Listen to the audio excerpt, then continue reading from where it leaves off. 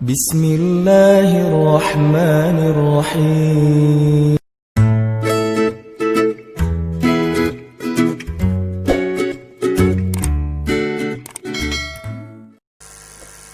Kalau menurut saya itu agak-agak mirip dengan jodoh sih. Kita menghindar-menghindar, dia juga. Cie. Kan ada orang yang kayaknya ilfil banget sama cowok itu gitu ya. Ya apaan sih cowok itu goda-godain kita aja. Terus kita kayak mancing-mancing, "Neng kemana?" Tahu gitu, apa segala macam. Pokoknya dia ilfil banget, bete sama kita. Tapi ujung-ujungnya jadiannya sama siapa? Sama dia juga. Kan banyak banget kasus kayak gitu. Kayak cerita garam di laut, asam di gunung, ketemunya di kuali kan ya. Tetap aja kayak gitu. Ada orang yang kayak teman saya orang Indonesia, jodohnya orang Mesir. Pas lagi kuliah, dia itu paling gak suka loh ke Mesir. Gak suka banget. Kenapa? Malas banget saya ke Arab kata dia. Nih hati-hati ya ngomongin malas ke Arab ya. Malas Arab atau apalah istilahnya, kayak anti Arab gitu. Padahal Rasulullah juga orang Arab. Dan dalam Islam gak ada bedanya orang Arab dengan orang Ajam. Semuanya sama. Justru kita yang rasial sebetulnya. Islam tidak rasis sama sekali. Karena diantara umat hamba Allah sama aja semuanya. Kita bilang nih, gua malas banget sama Arab segala macam. Ada teman saya kayak gitu persis. Malas banget dia ke Mesir. Kenapa? Gak mau ketemu. Pernah umroh sekali trauma. Kayak ngelihat di imigrasi Jeddah gak rapi gitu. Terus orangnya kerjanya suka-suka. Lagi ngecap paspor gitu sambil ngobrol sama temennya. Salam, ngobrol-ngobrol, ngeteh dulu. Terus orang pada ngantri gitu kan. Bete kan dia, gua gak akan ke Arab lagi. Malas banget. Pas lulus sekolah, diajak temannya, kita lanjutin sekolah ke Mesir yuk. Malas gua mau ke Jerman aja, kata dia. Tes ke Jerman gak ada yang lulus. Ternyata dapat panggilannya justru ke Mesir. Galau kan? Duh, ini ke luar negeri gak ada lain pilihannya selain Mesir. Jerman gak lulus, ke luar negeri ke Eropa gak ada yang dapat. Ke Korea waktu itu gimana gitu ya. Sebetulnya pengen ke Korea sih, pengen selfie gitu. Nggak dapat juga. Dia satu-satunya tawaran buat dia beasiswa cuma ke Mesir. Akhirnya dengan berat hati dia berangkat ke Mesir. Orang yang dia hindari ternyata dia kecantolnya sama cowok Mesir. Kecantolnya sama seorang hafiz dari Mesir yang keren banget. Dan pas sekarang kalau ketemuan dia bangga gitu. Anak-anaknya tuh semua kayak bule-bule gitu. Arab versi Indonesia. Indonesia versi Arab. Yang rambutnya anak kecil kan, rambutnya keriting-keriting, hidungnya mancungnya sampai saking mancungnya agak-agak miring gitu. Mancung banget lah pokoknya, kulitnya putih. Pas kita jalan ke mall tuh semuanya pada pengen nyubit. Anaknya tuh mirip ayahnya semua, gak ada yang mirip ibunya. Dia bangga gitu. Nah, alhamdulillah ya saya dapat ini suaminya tuh gak seperti orang Mesir yang lain-lain. Dia lembut, orang Mesir tapi lembut, hafiz Al-Quran, akhlaknya baik. Malah istrinya sering marahin suaminya, bukan suaminya yang sering marahin istri. Ini artinya jodoh, maut itu takdir Allah. Gimana pun kita menghindar, kayaknya ke situ juga muaranya. Jadi udahlah, let it flow lah ya. Kita nikmati aja Ramadan, siapa tahu justru di Masjid TSM ketemunya, atau di parkiran, atau lagi pas di mall gitu lagi makan suki time atau apalah. Salah meja gitu kan, atau salah kresek kantong apa gitu-gitu deh. Standar lah ya. Ala-ala sinetron gitu. Nah ini semuanya Allah yang menentukan, bukan kita. Begitu juga kematian. Ada orang yang merasa bahwa dengan sakit, nih kayaknya sakit saya nih akan membuat saya meninggal nih. Ternyata yang meninggal duluan justru anaknya yang nungguin dia. Kemarin tuh ada sekitar 2 bulan yang lalu ada cerita. Ini terjadi kepada teman saya nih. Teman saya tuh pengasuh pesantren, almarhum. Pengasuh pesantren. Salah satu santriwati di pesantren itu dapat musibah, kedua orang tuanya wafat di kampung. Telepon ke pesantren, ngasih tahu ke anaknya bahwa orang tuanya wafat. Dan anak ini anak satu-satunya. Orang tuanya wafat, kasih tahu ke putrinya. Pengasuh pesantren teman saya nggak tega mau ngasih tahu. Akhirnya cuma diajak, kita pulang yuk ketemu ayah kamu. Ada urusan gitu. Diajak pulang nih. Teman saya, istrinya sama anak santriwati tadi yang ayahnya meninggal.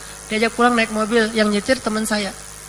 Jarak antara pesantren ke rumahnya sekitar 5 jam ke pelosok gitu. Di tengah jalan terjadi kecelakaan. Teman saya ini luka parah, istrinya juga luka-luka, dan anak tadi meninggal di tengah jalan dalam kecelakaan itu. dia menyusul orang tuanya. Dia nggak tahu pas dia pulang, dia berpikir ayah ibunya masih ada. Dia cuma pengen ketemu ayahnya, dia senang gitu. Aduh, bisa pulang nih padahal belum liburan, pengen ketemu ayah dan ibu. Padahal ayah ibunya udah meninggal. Ternyata takdir Allah, dia bertemu dengan ayah ibunya di akhirat. Ada yang punya tisu? Maaf ya, bukan baper, lagi flu. Baper sedikit. Nah itu kejadian nyata banget tuh. Coba lihat, orang yang gak nyangka-nyangka seperti apa akhirnya, justru mengalami akhir yang luar biasa. Kita berharap akhir kita tuh kalau bisa ada kayak request gitu. Bisa gak akhirnya di request? Kadang bisa teman-teman, kalau tingkat kesolihannya kita tuh udah luar biasa. Sampai kita mau meninggal kayak gimana bisa minta. Salah satu meninggal yang bisa diminta itu adalah meninggal dalam keadaan syahid. Kata Nabi, siapa yang meminta wafatnya dalam keadaan syahid di jalan Allah dengan kejujuran di hatinya, maka Allah pasti akan mengabulkan. Cuman kan agak-agak ngeri juga ya, minta meninggalnya di tangan musuh. Wah, itu ngeri. Tapi kalau jujur dari hati, itu benar akan terjadi. Dan terjadi banyak tempat. Banyak banget, terutama kayak di Palestina. Dulu ada Syekh Ar-Rantisi namanya, salah satu panglima Hamas. Beliau mengatakan semua orang akan mati. Ada yang matinya karena kena kanker, ada yang matinya serangan jantung, ada yang matinya ditembak dengan Apache. Dan saya memilih kalau boleh matinya ditembak Apache. Meninggalnya persis matinya dibombardir oleh senjata helikopter Apache-nya Israel. Dia bisa request kematiannya. Syekh Ahmad Yasin, semua orang akan mati dan akan menghadap Allah. Cuma dia yang bisa memilih, meminta seperti apa kematiannya. Dan kalau saya boleh memilih, saya ingin meninggalnya dalam keadaan terbunuh oleh musuh setelah selesai sholat subuh. Persis wafatnya Syekh Ahmad Yasin, habis sholat subuh berjamaah di masjid, keluar dari masjid baru di teras, ditembak oleh rudal Israel dan meninggal. Sampai kursi roda beliau, tubuh beliau hancur. Persis seperti yang diminta. Cuman meminta kematian yang kayak gini kan gak sembarangan orang bisa ya. Nah kita kayaknya, ya Allah yang nyaman-nyaman aja lah. Yang penting husnul khotimah gitu mah. Jangan sampai hancur lebur kayak gitu. Tapi kalau para pahlawan kita dulu, Sudirman dan para pahlawan-pahlawan kemerdekaan kita dulu, pasti mereka yang dicari itu justru. Sampai kayak di Aceh itu istilahnya, kalau di Aceh kan perang melawan penjajah namanya perang sabi. Perang sabi lillah. Yang sekarang berubah menjadi jomblo. Sabi lillah juga, sama-sama sabi lah. Kalau dulu perang sabi, sekarang jomblo sabi. Gak ada hubungannya sih. Nah kalau kita pengen meninggalnya request, salah satunya meninggal dalam keadaan syahid. Kalaupun meninggalnya di atas tempat tidur, insya Allah tetap dapat pahala syahid. Asal jujur dari hati. Abu Bakar itu kurang soleh apa? Pengen banget meninggalnya syahid, tapi qadarullah meninggalnya di atas tempat tidur. Apalagi Rasulullah. Nah yang lebih parah lagi, Khalid tuh. Yang hampir setengah dari hidupnya itu ada di medan perang, tapi meninggalnya di atas tempat tidur. Sampai Khalid ketika sakaratul maut, sakit keras, dia kayak ngeluh gitu ke teman-temannya. Teman-temannya ini kan panglima militer semua, jadi jenderal-jenderal bintang 4 pada ngumpul, pengen mengantarkan jenderal bintang 5 ke peristirahatan terakhir. Khalid lagi sakit keras. Kata Khalid, duh kenapa saya jadi gini ya? Kok saya yang hidupnya banyak di dalam peperangan, tapi meninggalnya di atas tempat tidur? Saya nggak rela banget, kata Khalid. Masa saya yang dikenal sebagai jenderal yang gagah, meninggalnya seperti seekor onta tua yang sudah tidak berdaya, kata Khalid. Apa kata teman-temannya? Ya Khalid, engkau itu adalah pedang Allah, dan Allah nggak rela pedangnya dipatahkan oleh musuh. Makanya meninggalnya tidak dalam keadaan dipatahkan. Baru Khalid terhibur. Oh gitu. Kalau kita masih sempat-sempatnya kegeeran kalau kita mah ya. Kita kan kalau mau meninggal juga masih GR. Kalau para solihin enggak. Engkau adalah pedang Allah, dan Allah enggak rela kalau pedangnya dipatahin sama musuh. Akhirnya bantu saya berdiri, bantu saya berdiri. Saya enggak rela dicabut nyawa dalam keadaan terbaring. Kesatria banget lah pokoknya Khalid. Enggak rela dicabut nyawa dalam keadaan terbaring. Akhirnya minta dibantuin berdiri. Berdiri, kemudian dia menghadap ke arah kiblat. Dia katakan, ya Allah, saya serahkan diri saya kepadamu. Saat itulah dicabut nyawanya dalam keadaan berdiri. Wafatnya seorang kesatria. Gak mau wafatnya tidur. Kalau kita baru sakit dikit, mana tempat tidur, tidur. Kalau Khalid nggak mau tidur saya mah, itu sakit paling parah kan, sakarat yang nggak ada obatnya, tapi dia nggak rela dalam keadaan duduk, apalagi terbaring, pengennya dicabut nyawa dalam keadaan berdiri. Jadi siapa yang mau merasa dirinya lebih hebat daripada Khalid? Baru panas DB dikit udah dirawat kan, Khalid nggak, dia pengen berdiri. Orang meninggal bisa milih, termasuk Ikrimah. Gimana pun jelek ayahnya Ikrimah yaitu Abu Jahal, anaknya tuh luar biasa loh, kesatria paling keren, paling tangguh. Kalau kita baca sirah Nabi dan sahabat, kita akan takjub. Itu lebih daripada semua film-film Hollywood. Achilles, Hector, Hercules, siapa tuh? Gladiator gitu, Maximus. Pokoknya siapa aja lah, termasuk yang di film-film kayak Lord of the Ring, film-film kolosal gitu. Itu semuanya fiksi, tapi dalam Islam aktor-aktor sehebat itu, superhero, itu ada semuanya.